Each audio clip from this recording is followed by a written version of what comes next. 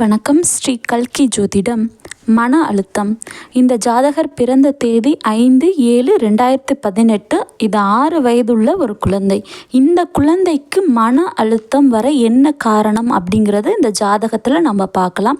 இப்போ இந்த குழந்தைக்கு நடக்கிற திசைன்னு பார்த்தீங்கன்னா புதன் திசை ஸ்டார்ட் ஆகிருக்கு. இந்த புதன் திசை தொடங்கிய உடனே மன அழுத்தம் தொடர்பான பிரச்சனைகள் இந்த குழந்தைகள் சந்திச்சிருக்காங்க. இப்போ இந்த புதன் எந்த இடத்துல உட்காந்து தசை நடத்துகிறாரு அப்படின்னா 6ஆம் இடத்துல உட்காந்து தசை நடத்துகிறாரு. இந்த 6ஆம் இடம் அப்படின்றாலே நோய் நொடிகளை தரக்கூடிய இடம். கூட ராகு சேர்ந்திருக்கார். இந்த ராகுவும் புதனும் சனி பகவானுடைய காலில் வாங்கி தசை நடத்துகிறாங்க. இந்த சனி பகவான் அப்படிங்கிறது இந்த ஜாதகருடைய லக்கின அதிபதி, அதாவது 1ஆம் இடம். இப்போ 1ஆம் இடம் அப்படிங்கிறது அவங்களுடைய எண்ணம் சார்ந்த சில விஷயங்கள், அது சம்பந்தமான நோய் நொடிகளை தொடணும் அப்படின்றது ஒரு அமைப்பு.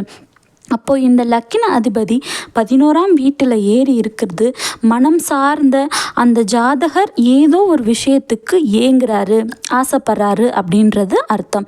பொதுவாக சனி பகவான் லக்னத்தை தொட்டாலே அந்த ஜாதகர் பாசத்துக்காக ஏங்குவாங்க.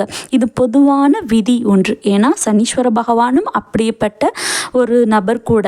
அதனால் இந்த ஜாதகர் பாசத்திற்காக ஏங்குகிறார் அப்படின்றத நம்ம எடுத்துக்கலாம். இந்த சனி பகவானோட பேரலல் வீடான இந்த குரு வீட்டில் சந்திரன் இருக்கிறதும், அப்போ தாயுடைய பாசத்திற்கு இந்த குழந்தை மிகவும் ஏங்குகிறது. அது ரிலேட்டடான ஒரு ப்ராப்ளம் தான் இந்த குழந்தை நோய் நொடியை தரதுக்கு அமைப்பாக அமைஞ்சிருக்கு.